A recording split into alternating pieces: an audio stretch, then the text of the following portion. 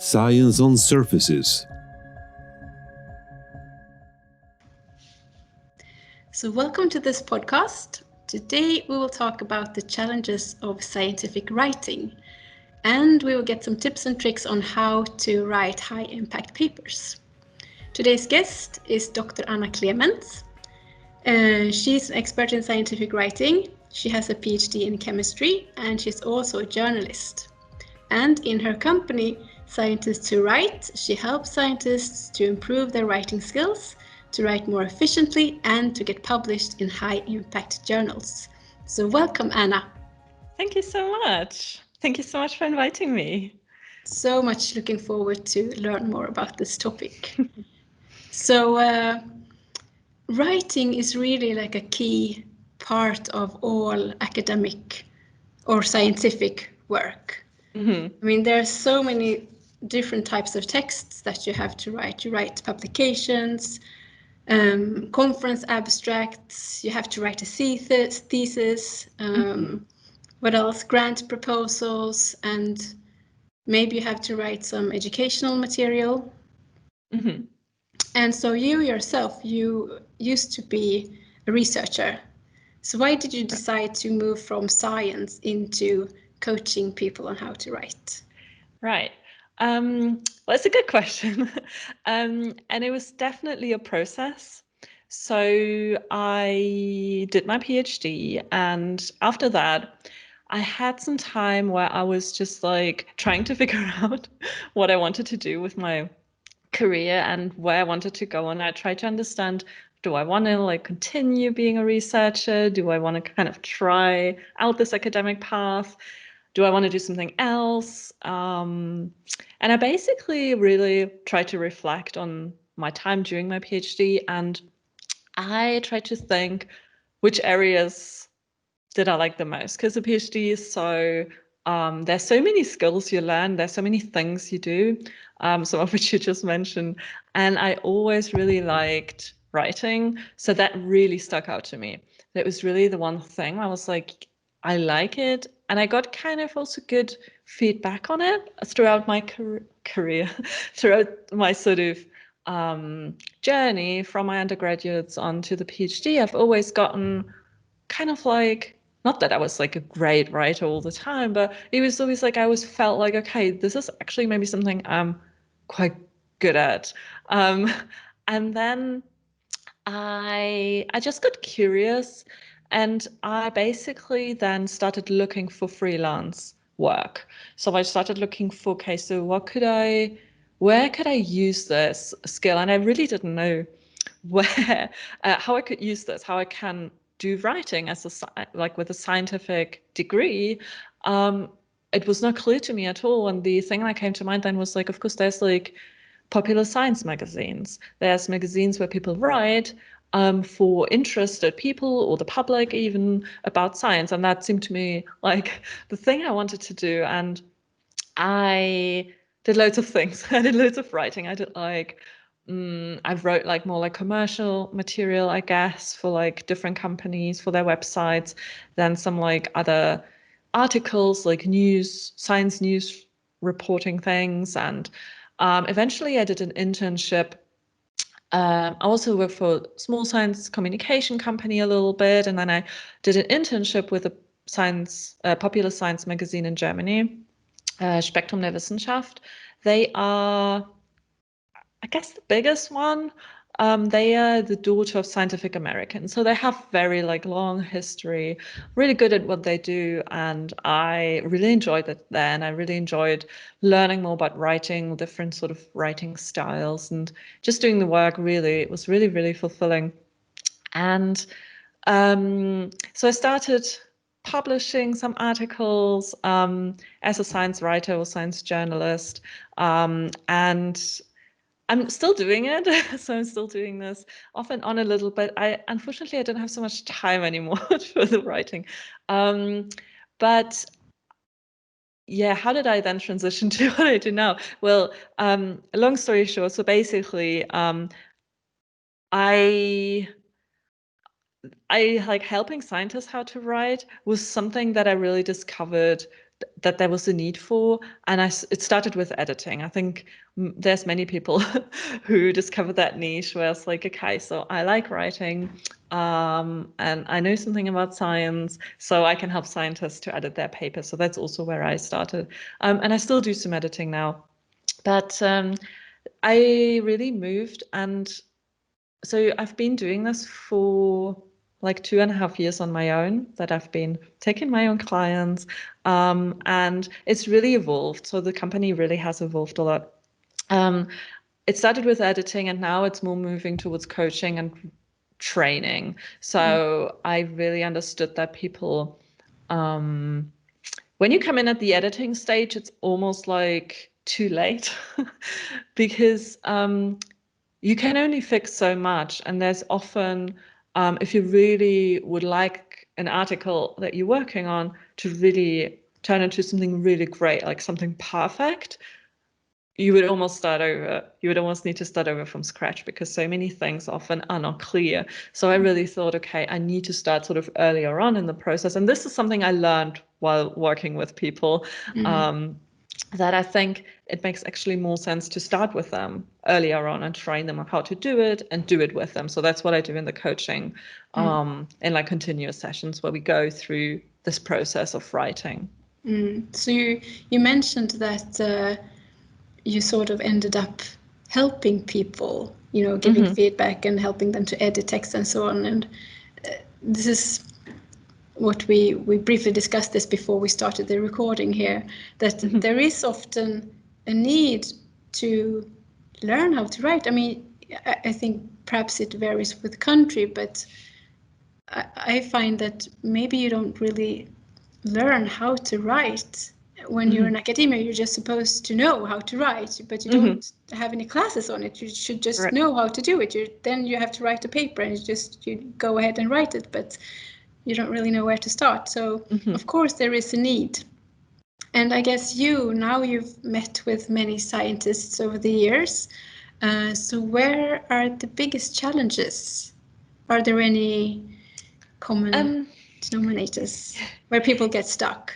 Yeah. So I guess the writing challenges people face who contact me, who get in touch, they of course vary. There's a spectrum of different parts people find challenging, different things people struggle with.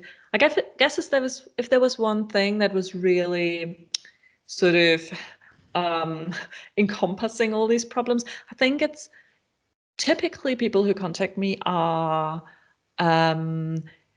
people who start as an assistant professor, junior professor, somewhere in this, like they're starting a tenure track maybe.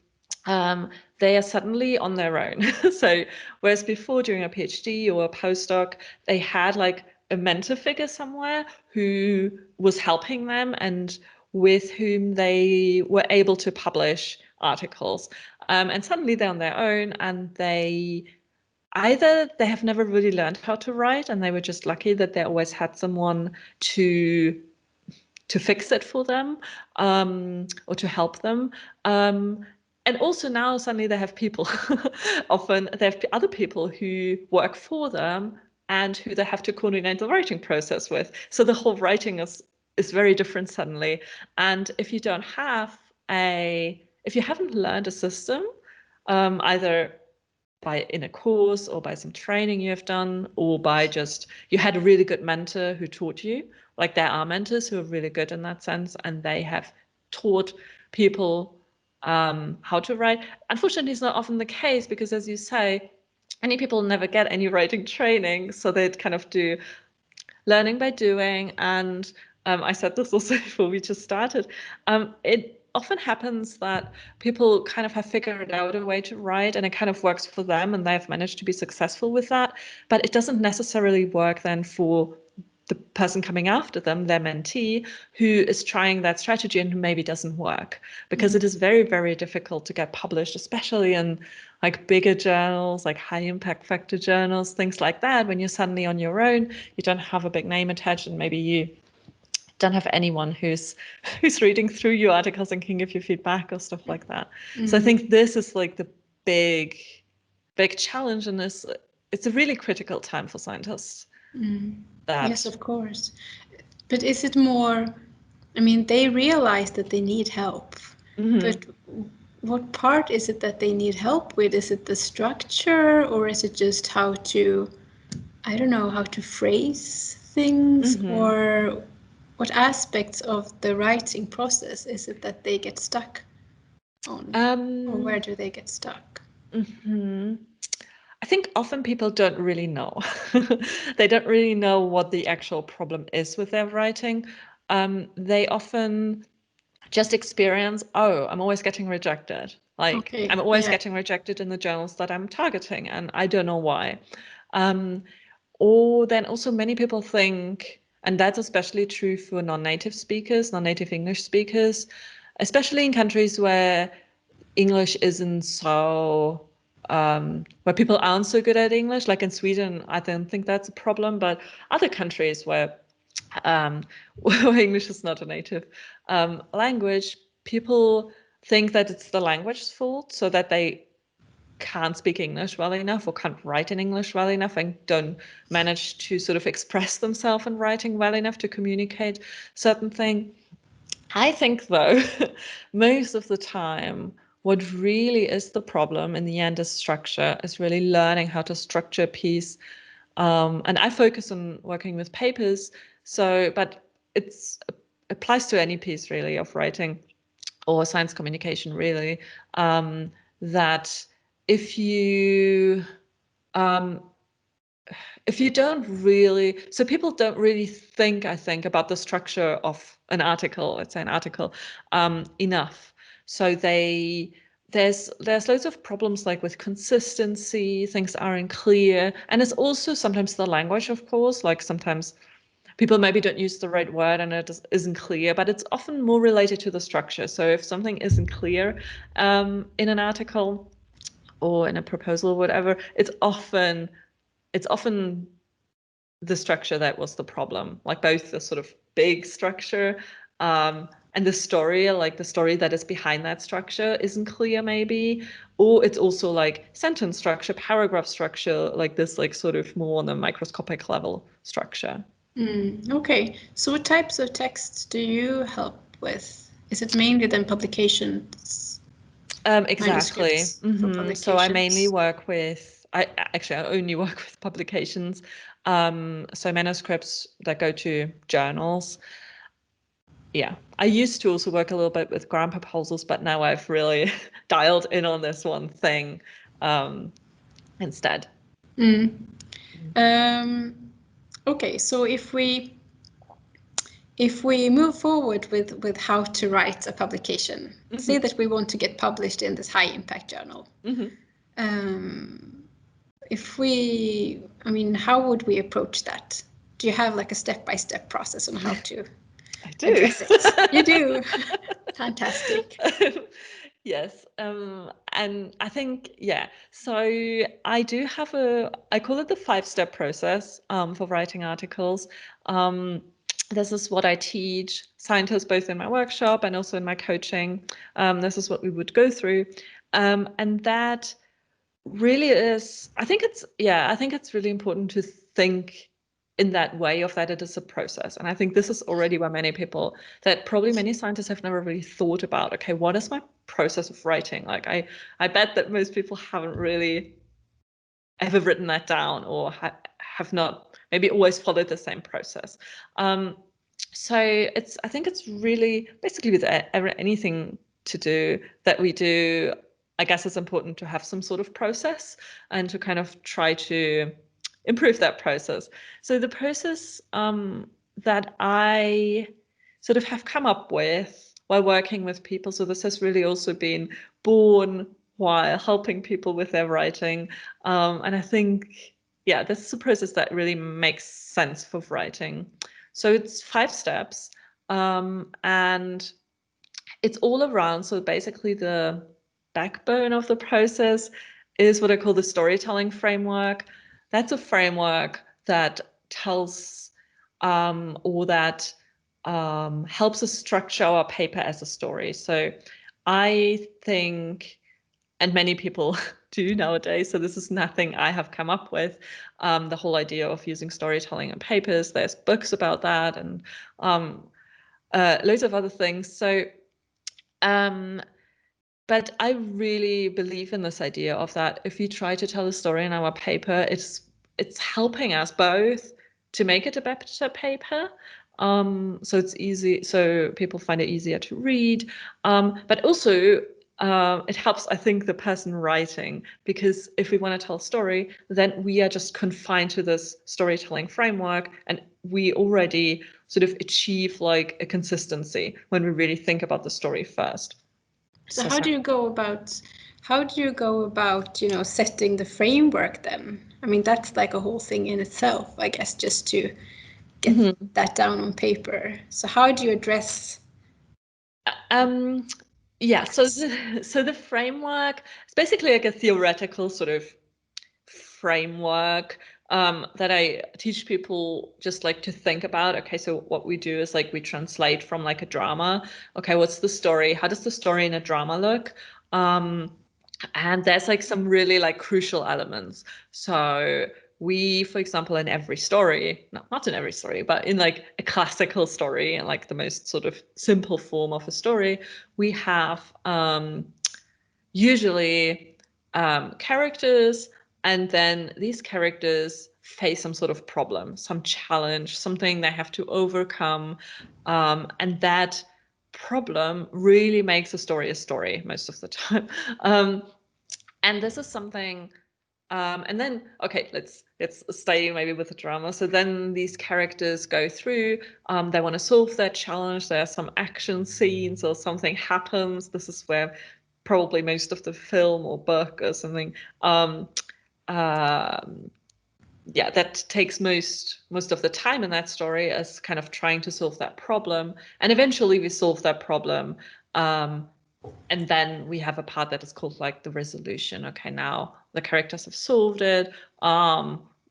We kind of see, okay, what's happened to them now, what's happening to them now. Especially in films, we often have a few shots where we then see what's happening to them. And we kind of want to translate this quite like sort of easy concept. So we're not like overcomplicating things, because I think like we don't need to overcomplicate the whole storytelling thing. We just take the sort of most simple structure of classic stories and put it in place for papers. So what do you need to have then in paper is a thing like, definitely a problem. Like we want to very, very clearly define what's the problem we're solving here.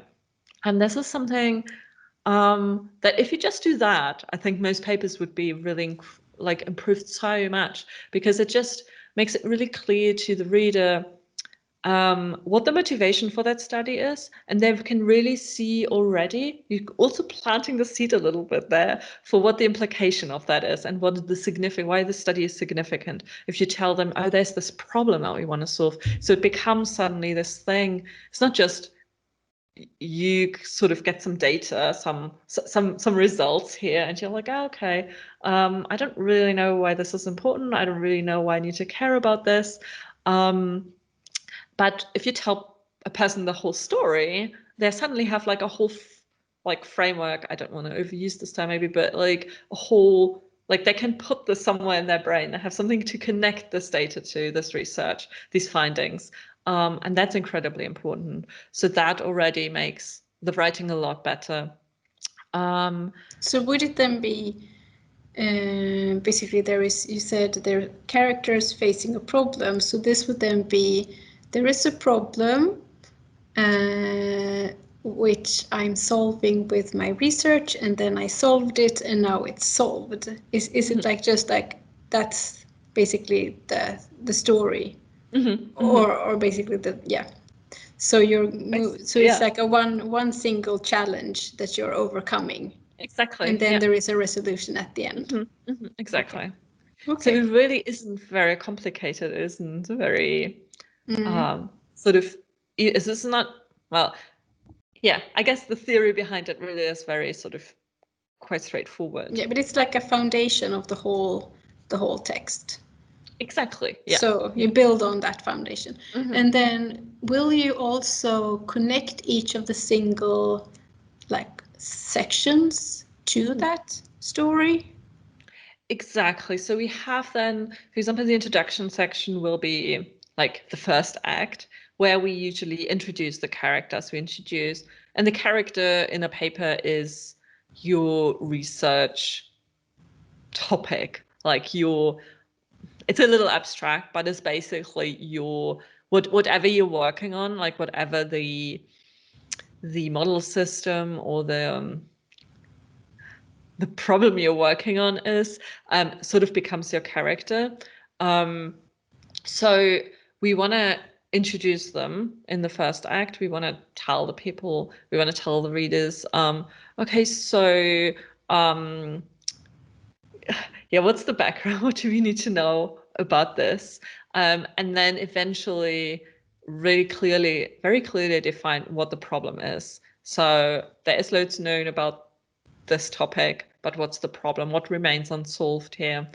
And then we transition usually to the results section, or it depends on the paper. Sometimes the materials and methods section is sort of slotted in there as well. But materials, methods section and results section then really is the action part. This is where the problem is getting solved. So that's sort of the meat of the paper, right? And then we have a point, it's usually like called a climax in a story, where then everything is resolved. That is sort of the conclusions part. So some papers have that as a separate sections, others just have it sort of integrated in the discussion section, or sometimes in the results section. Sometimes the results and discussion are together. But if we have a separate results section, the sort of analogy to the classic story works a little better. So if you have results and then we get the discussion section, and then we could have, for example, at the beginning of the discussion section, the conclusion. So we have this climax point, but then the discussion section really has a very, very important function of then this resolution. And this is also, I guess, something else apart from not having a very clearly defined problem, that many scientists struggle with, is that they don't really put their findings into context. So they give the context at the beginning of the piece, of the paper, but at the end, they are not sort of connecting that. And Right. so I actually have a drawing on it's on my blog, on my website. It's also something that I use in my workshop, of course, in my trainings, where I sort of draw a story as like a spiral that like sort of spirals around, like a circular, to really show that the beginning and the end, they kind of need to connect. So ideally, we really get back to what we started with. So really clearly telling the reader, okay, so how much have we solved now this problem? Like, and usually we solve one problem, but then there's like a bigger problem. And we want to tell people, okay, how much have we contributed to solving that bigger problem in the field? Or what actually does that mean? And that's, again, really, really important for people, for readers, then to understand, where does this fit in this research? Like, how significant are the results? And why is this important to care about? Things like that. Usually things that are very, very clear to the writer. So the scientists usually know very, very well what the possible implications are and how this all connects, but they don't put it down. So they often just don't write about it. And so these things really, really help getting your work published, I guess, in sort of high impact journals. I mean, of course, the work has to be good. Of course, the research, the study has to be very good and often very big in order to get published in high impact journals. But if you have that and then don't tell the story, then it's very hard to convince like a journal editor or a peer reviewer to accept that piece. So yeah, that's basically this whole storytelling framework. Now, we still haven't talked about the 5-step process. No, but we have a foundation now. We have the foundation of the storytelling framework. That was step number 1. So then number 2, what would that be? So step number 1 is really like identifying the story. And this is about Finding what I call key story elements, and that is like the first part of key story elements. So what I do with people in step 1 is really looking at, okay, so we have our results. So we start really with what we have, and think about, okay, what figures would we have? What's the story here with our figures? Like we first really look at only the result section and try to understand, okay, what's the story we're telling here? And one very, very important part here is that we have actually not mentioned yet, but is very, very important for writing a story, is a central message or a key message or takeaway or whatever you want to call that. I call it a central message that also writers tend to not be so clear about as they should probably, because usually, like if you have a film, for example, films are good examples because they're kind of short and the filmmakers don't have much time to tell the story. So they're very, very conservative with what scenes they're showing and what sort of story threads they are including in the film. So I really encourage people to think of their paper in terms of like a film, and in every film we have a very clear sort of main thread where anything that doesn't connect to that will not be shown. Like the editors are really, really rigorous and just cut out until only this like sort of main thread remains. And this is also what we want to do in a paper. So being really clear about in step 1, and this is really difficult sometimes. Like I spend hours with people sometimes trying to understand, okay, what actually is what's the central message here? What is it? What do we want to say? So that really, we do a few other things in step 1, but really like identifying the story and very important, the central message. And then we go to step 2, and that is then so writing. So we finish step 1, and ideally we have our figures. So we know, okay, figure 1 is going to be this, figure 2 is going to be this, figure 3 this. And now we need to think about, so how do we communicate now? How do we, in writing, communicate what the figures show? So how do we write our results section essentially? And I'm encouraging people to think of the results section in terms of like my argument. What's my argument that I'm building here? So I'm solving the problem, but what are the different steps that I'm going through in order to solve the problem? Instead of just being like, okay, so here are my synthesis look like this. This is the characterization of the products. Then I did this measurement, and then I did that measurement. So that's something we don't want to do. We want to like really tell people, okay, why did we do these different things? And also like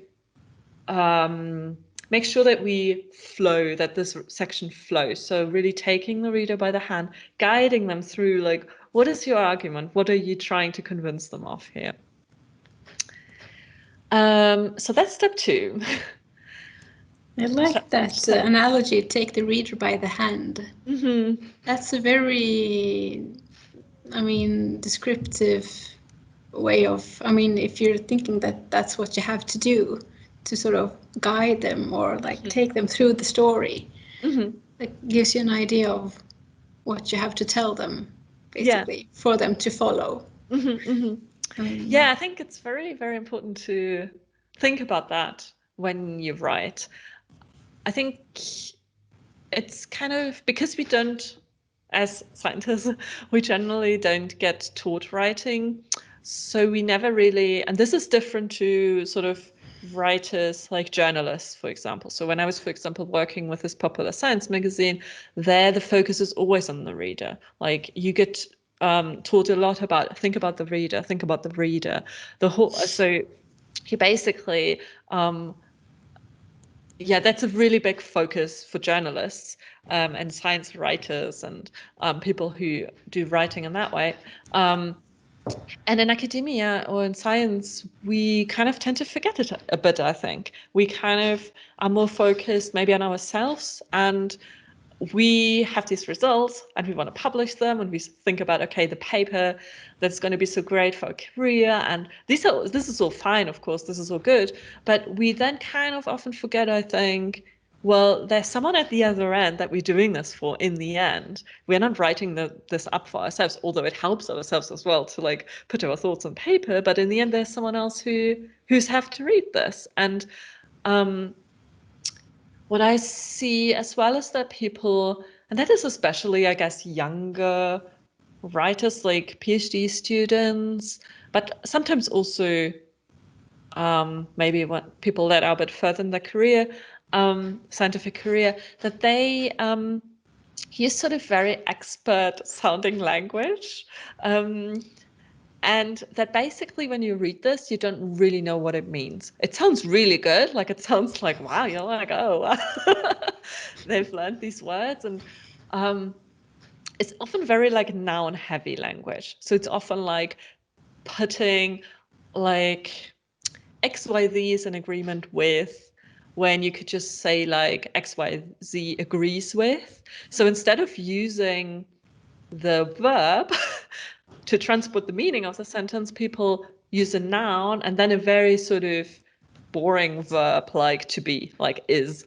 And for some reason, our brains find it really hard to understand this sort of language, where all the meaning is transported in nouns, and often people make like chains of loads of nouns. And then you're like, it's so difficult then to read. So as the reader, this is so difficult that really thinking in terms of, okay, how is this gonna come across at the other end? How are they gonna receive this? I think is really the key, I guess, of anything we're doing. But I would think that there is, maybe when you write the text, you sort of assume that there is an expectation on your text to be written in that way. Mm-hmm. That this is because this is how, I mean, you've read so many papers and they all sound like that. And so, of course, what you're writing is sounding the same way. Or, I mean, you write in the same manner because it should fit in this way of writing, I guess. Yeah, I think so too. I think this is what's at play often, that people just copy this kind of style. And since there isn't any training, or there's very little training on this, people are just, I mean, that's the best thing they know to do. Yeah. Because as you said, it's learning by doing. And so you read all these publications and then you sort of copy, this is how you write. Yeah. And then you use the same kind of language, I assume. Yeah, I hope that this is changing. I hope so. I think it's very sad that the scientific literature is often that it is so difficult, that it's not accessible. And I don't mean like to write, like, even if you would work with me and I'd edited, like we'd work together and your text was in a way that sort of I think is a good way of writing. It doesn't read, of course, like a kid's goodnight story, right? It's not like, I don't know, it's not like, it's still a scientific text that is going to be difficult to understand. So you're not like dumbing down or whatever. You're just using language in a way that it is easier to understand, so that it is more accessible, and that what did I want to say? So basically, the science, I'm always saying, is already difficult enough, and we really just shouldn't be afraid of using a simpler way of talking about it, of communicating it, because in the end, what we're doing when we're using this like jargon, I mean, we have to use some jargon, of course, but what I mean with jargon is more these like very like noun heavy way of writing with loads of nouns chained together. It's just becoming very, very ambiguous what we're writing, and people misunderstand you or don't understand you. And I wonder, like, I mean, this is not talked about very much. I guess it's just kind of accepted that scientific papers are often poorly written, and that it takes often a lot of time and energy to read them. And that's really like a waste of time on the reader's end. That's really should be solved by the writer. The writer has that responsibility really to make it easy. Yeah. So what's step number 3? Okay, so step number 3. So now we have we have identified the story and we have written the results section. So we have communicated our sort of part of the story. So our results, our action bit. And now step 3 is the introduction section. So that is introducing the topic, introducing the problem. So here we're working very much on, okay, what is this very, very specific problem that we're solving here? What's maybe the more general problem? Really thinking about, okay, what do I need to have in my introduction section? Here, I think commonly what people get wrong is that they have too much information here in the introduction section. So they're writing too long introduction sections that are too unfocused and that are often more like people just include everything they know about the topic. Often also some like more, I always say like textbook information, like things that you can find in a textbook, just like explanations, because they think, okay, I need to really give them a very thorough introduction into this whole topic. That's really not necessary. For most journals anyway. For most journals, you can be really quite tight and focused and like not waste your readers' time. You want to be, you want to keep them at the ball. You want them to continue reading it. So you really only give them what you need in order to contextualize your problem, really. So in order for the reader to understand what the problem is, or to understand why this problem needs to be solved, what do I need to tell them around that problem? Because the problem will be very, very specific. So what other things do I need to sort of build up before that? So that's step 3. Shall I just... So how do you know if it's too much info? I mean, where do you draw the line? Good question. So I think when you have your central message and your problem, because at that stage we have that defined, I would always double check. So I would always sort of use that as a decision filter, basically. So whatever you're writing, so when you have a paragraph about a, so first of all, when you have written an introduction section, you're not sure is that too long or not. The first step that I would do is I would clearly define what is each paragraph about. So what's the topic of each paragraph here? And then go like, okay, does each of these topics, is that really needed to contextualize that problem? And the central message, does that have anything to do with it? Or is that maybe just additional information? And of course, there is no like hard rule. So this is a little bit like judgment and also judging what the audience of that journal sort of knows and needs. So that's very important as well. Actually, that's what we do in step 1 as well. It's like what we decide what journal we want to publish in. Because if we need to know what the journal is in order to write, because it really depends on how broad, for example, are we starting the introduction section and how much additional information are we giving here. If we work in, if we work in like, I don't know, people who listen to the podcast are working in surface science, right? Mm. So if we publish in surface science, the journal surface science, we can just expect they know all the principles that have to do with surface science. We don't need to give them very long explanations about that. Whereas if we publish in, let's say we go to Nature Communications, where it's a broad journal, and we have, so Nature Communications covers all different disciplines, but really they expect you to write for the experts, for people who work in your discipline. So I guess chemistry, you would write for the chemistry folks, but there might be people who don't know what surface science is. So there you would sort of need to start a little bit broader in order to tell them that. But yeah, so in the end, really looking at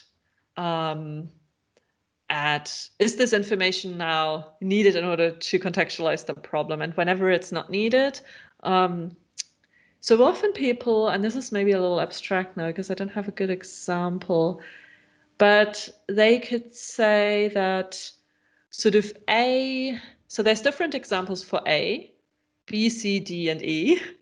And what the paper works with is just B. So then you don't really need to mention C, D, and E. You can just say one example for A is B, and then you're again narrowing down. So instead of giving stuff that would be in a textbook they tell you all the things, you just really tell them, okay, just B is one example, and you don't like sidetrack. And this already, in that way, you can already cut down a lot of text because you don't need to mention all these other examples and really go straight to the point and always straight to the point for the next thing.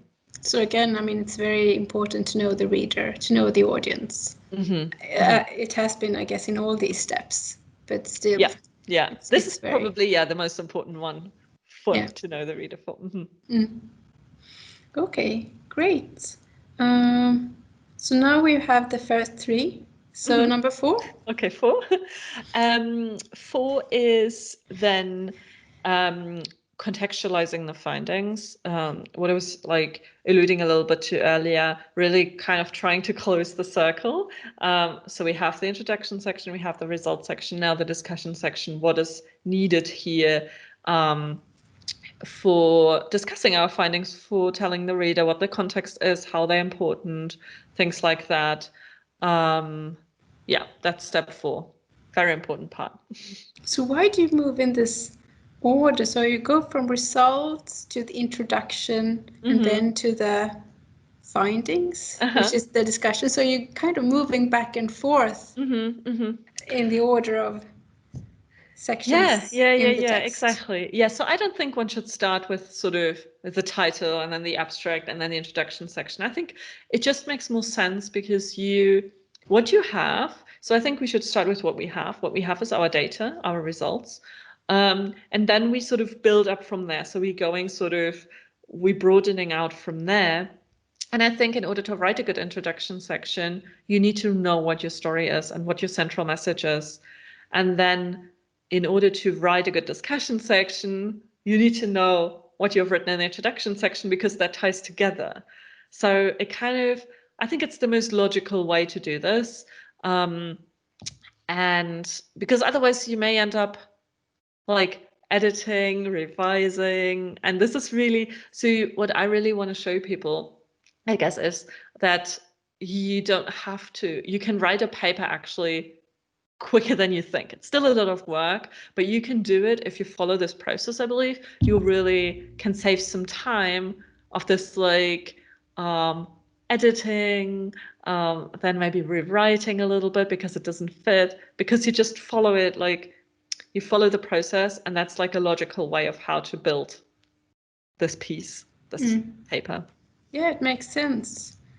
Would you also encourage people to think of the story already when they're doing their work, like the lab work, if they're in the lab, say, doing experiments? I mean, I guess maybe you already at that point have a story in mind. You're solving a problem, probably, I guess. Yeah. So Yeah, I think so. So I think most people probably have some sort of research questions, some sort of hypothesis. I would say that you shouldn't get too hung up on that initial research question. And I guess most people aren't when they're working in the lab, like, 'cause there's always things that happen along the way, and I think, yeah, it's good to think about a problem that you're solving, but maybe don't let that guide so much your research, but always try to look at the results with a fresh eye and see, okay, maybe there's another problem I'm solving here actually that I haven't thought about.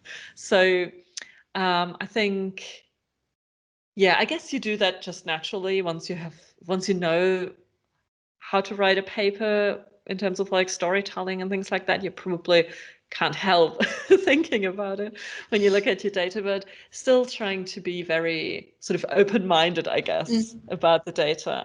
But you have, of course, at some point you have to decide, okay, now this is enough data. I think this is a story. So yeah, there will be some thinking, I guess, while you collect the data. So what is then the final point here, or the final step, number 5? So the final step is anything that has to do with sort of packaging it up. So we have all the main sections of the paper written now. We have introduction, results, materials, methods, discussion section. maybe a conclusion section as well. It depends, as we said earlier, on the journal, what sections they want exactly. And now we do things like abstract and title and cover letter. So anything that sort of helps the reader and the editor to decide whether they want to read or send your paper out to review. So yeah, that's what we do in step 5. And then after that, so the goal is after that, the paper draft is finished. And Yay. we can send it to our co-authors, or maybe we have already worked with our co-authors, hopefully, during the process a little bit at least, with the most important ones. And then hopefully we can send it off. So the title is last. So you wouldn't start with the title? No, I would not. I mean, the title in the end. So what I think is the best way to write a title, and many journals agree with me. So, I mean, there's still people write all sorts of different titles, and there's a few different sort of philosophies, I guess, about titles. But most journals nowadays are moving towards that they want the central message to be the title. So in the end, once we have the central message, and that we really have in step 1, we also know what the title is going to be like. But it's nothing I would sort of spend time on. I would just leave it for last, because then you also know, is the central message going to work or not? I mean, okay, you're not losing so much time on writing down a title, right? You can always change it. But I think to make the final decision about it, I would wait till last, till you have everything there. And okay, does this really work, the central message? And you then think, I would then look back to also the journal and see what kind of language should I use for the title, because maybe my central message is very, very specific, and maybe I need to use a bit more general language in the title in order to match the journal or something like that. Maybe you leave out some detail there or something. Okay, but the central message, that's not something that you ever spell out. I mean, it's just for you, right? No, I would also spell it out. I would spell it out. I would spell it out in the abstract. I would spell it out in the end of the introduction section. So a paper is a bit like, because people don't read papers linearly, they usually don't read them from start to finish, right? Like, very few people do that, I guess. Depends on maybe why you read the paper, but I always also recommend, and this is commonly also done when writing papers, is to repeat a few things. So ideally, each of your sections is already a bit of tells the whole story, more or less, the most important parts of the story. For example, in the introduction section, of course, the focus is on the introduction, on the first act, but then you introduce the problem, and then usually in the introduction section you have one paragraph that gives you a little sort of summary already about what the paper is going to be about, right? So, and there I recommend to spell out the central message. So already sort of given away essentially the solution, and that's okay, because we are not writing like a crime novel or something. So detective story, we don't need the sort of that kind of tension here. I don't think you will be successful creating that unless, I don't know, probably not. So we already tell people the solution, and there I would spell out the central message. And I would also probably spell it out somewhere in the in the discussion section. Depending on how your discussion section is sort of organized, and if you have a conclusion section, somewhere there, I guess your central message will also be spelled out. Okay. Okay. Good. That's it's great to have this step-by-step process for just to know where to start, and like you could basically go through all these tick it off. So would you be able to use this process for other types of texts as well, or is it only for scientific publications? Or I mean, other scientific texts? Could you use similar? I think you could probably use it for anything where you tell a story, because of course you need to modify it a little bit. But for grant proposals and things like that, you could use it. Of course, like there's a bit different things. You don't have a results section. You have more like you're more specifying what you think or what you plan your project to be. Things like that, so it doesn't quite translate, but the structure I think is the same, and also the way of how I would approach it is the same. I think even actually like a presentation, like a conference presentation, like a talk, I think you could go and follow that process, because first you identify your story. Okay, what's the research here that I want to present to people? Like you should choose ideally that very sort of conservatively to not overwhelm people, and then really thinking, okay, what's my main message here? What's my central message here?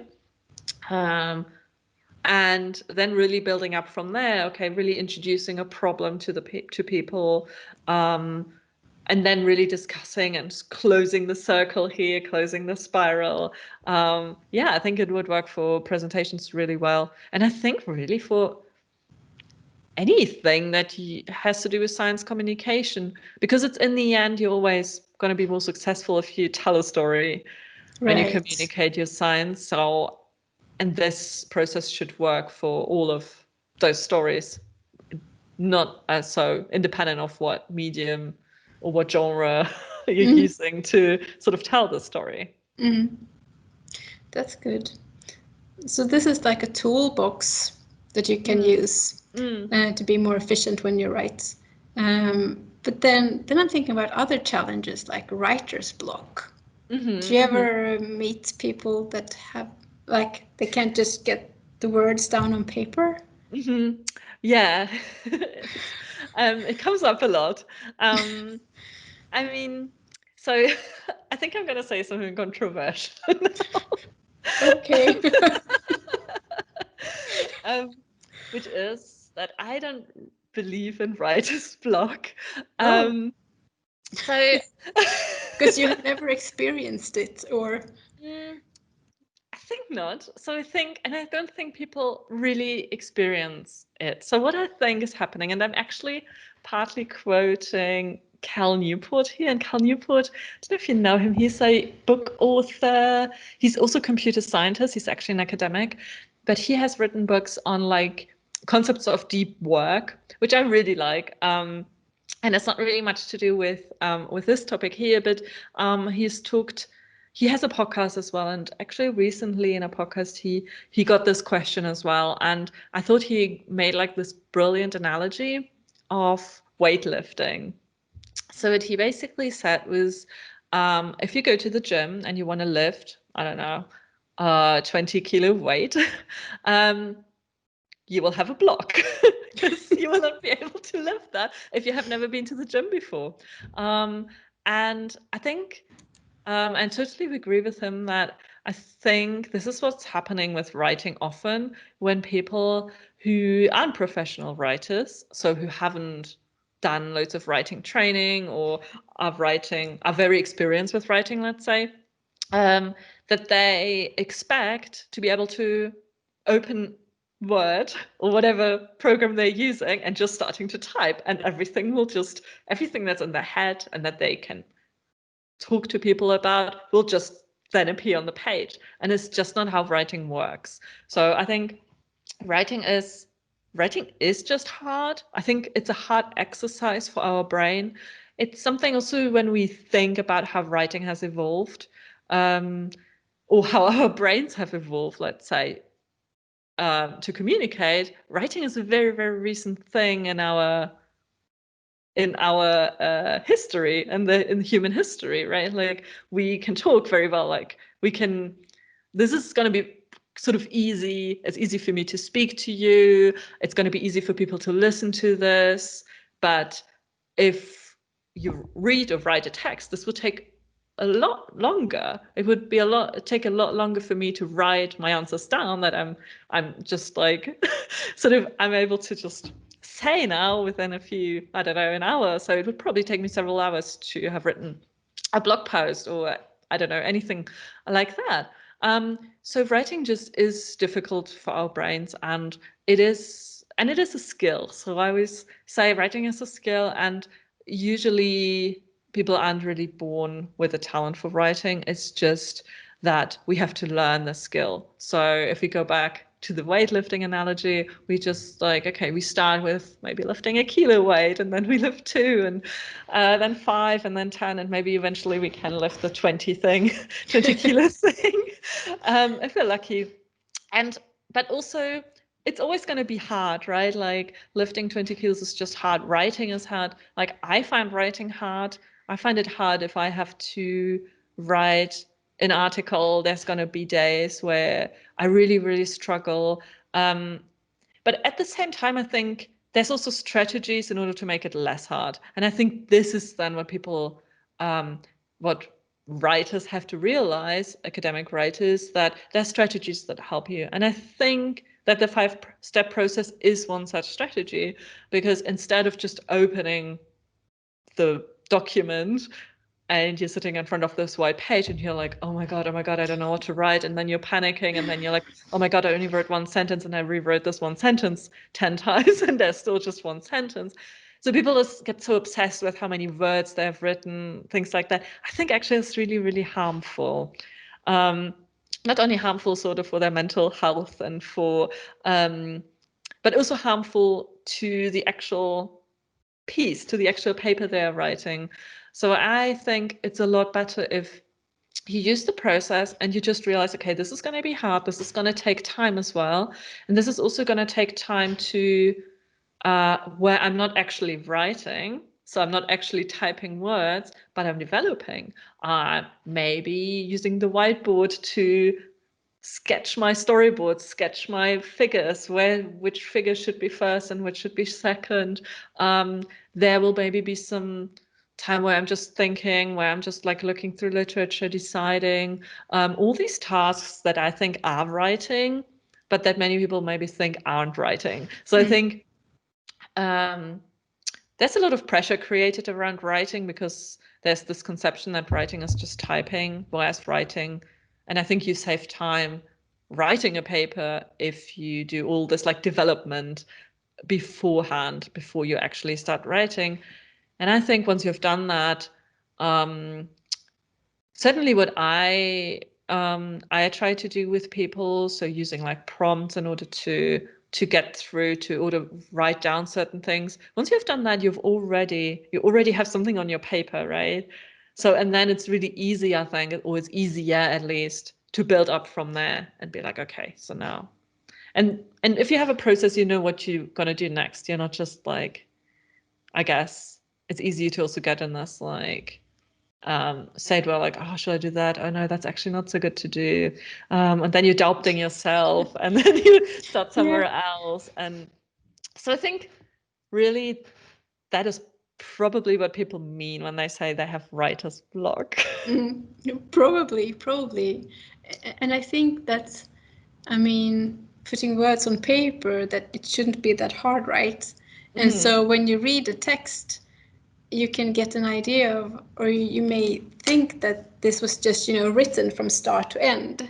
Yeah. And it took as long to write it as it took you to read it, basically. Yeah. That's the expectation. Uh-huh. And then you're there yourself and it's like, I just can't do it. Yeah, it's incredibly hard. And the texts that are probably look the easiest and that flow like, and you just feel like, they just like sort of wrote exactly what they were thinking, and it's so like easy to read. Those are probably the texts in most cases that took the longest to write. And it's actually a book, I don't really would recommend it probably to scientists because it's really quite detailed, but it's by William Sinzer, I believe, on writing well. And he has this, he has included in his book like an example for one of the chapters he wrote, and he's showing all the different iterations of that chapter. So all the different edits he did. Oh, And okay. and it's like kind of eye-opening because it's not usually what we see. We normally don't see the process that the person has gone through, the writer has gone through in order to end up with what reads really, really well. And you're like, wow. So how many edits were there? I mean, how many rewrites did he do? I don't know. Also don't know if he showed all of them, but he showed many. And the point of him showing this wasn't really to show you that there's a lot of sort of work behind that. It was more showing you how much sort of filler words we put in when we write our first draft, because when we speak, we just put a lot of filler words in. But these filler words really, really distract when we are writing, really distract the reader. So it was more that. I think in the book, maybe he had at least 4 iterations, maybe more. Yeah, but I mean, it's actually interesting. Maybe we should probably talk about this more, I think. How much work actually went into this and how many drafts this took in order to be, how many edits this took to be in that shape that it is in. And I mean, it takes a lot of pressure off your shoulders, or like a lot of weight off your shoulders with this attitude that you're offering here. Yeah, I hope so. I hope so. I hope the message is that writing is a skill that you can learn, and that everyone has to learn it. Like that is just, it's a hard skill. It's a difficult thing to do, to have your brain do. And I do hope that people, and I'd love to actually, I find this very, very interesting topic. So I'd love to talk more about writer's block and talk more to people who have it, who experience it, to see what really is behind that. And I mean, probably also there's other, we can really like sort of talk ourselves into a state, I guess, when we are so stressed about writing. And the stakes are so high, especially in science. So I guess there's loads of sort of negative self-talk going on in the back as well, telling us like, oh, we aren't good writers and we are just not good at this. And then, of course, I don't want to deny people who have these experiences, but I hope this is, as you say, a bit uplifting, that I think this is definitely something everyone can learn. Yeah. So we should be wrapping up this conversation, but if our listeners would like to learn more on your work or how to write, where could they find more information? I think the best address is probably my website, which is my name, so annaclemens.com. So ANNA and then CLEMENS.com. We will add this to the show notes as well. Okay. Of course. And I have a blog on the website, so if you just navigate to blog, you'll find it. You can sign up for my newsletter where I send out, whenever I write a new blog post, you get an email. It used to be every 2 weeks, and now I've had a little break with the blog, but it is starting up again in autumn now. It's just been very busy. Also, if you want to work with me, you can find my information there. I'm also on Twitter if you want to, I don't know, follow me there. And I'm at Scientists Write. And you can probably also put a link in the show notes for people to find. But, and LinkedIn as well. I guess if you just search my name there, you'll find me. Otherwise, you get to my profile if you just go linkedin.com/in/Anna Clemens. So it should be rather easy to find. So I'd love to connect with people, whoever wants to get in touch, maybe discuss about writer's block. Fantastic. So we'll add all this info to the show notes, and I would also like to add those 2 books, or the authors that you mentioned. We can add those. Yeah, sure. There's also actually another book that we could add that I usually recommend for people who just want to read something about this concepts, and that is Writing Science by Joshua Schimmel, and I can send you a link to all of them.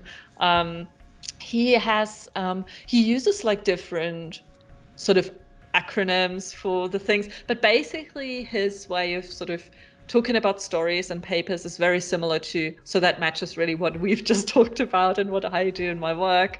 And there's loads of examples in his book, and I think it's really nice. He's not so much talking about the process, but more about like the story framework, what I call the story framework. Is is a really good book on that topic. Great. So we'll add that as well. Cool. Thank you so much. Such an thank interesting you. Conversation. Thanks I learned for talking plenty. to me about writing. Yeah. So thank you so much for listening to this episode with me, Malin Edvardsson, and Anna Clemens from Scientists Who Write. And I would also like to take the opportunity to mention to those of you who are listening or watching that if you're interested in surface science and related topics, you should check out our blog, the Surface Science blog. Thank you.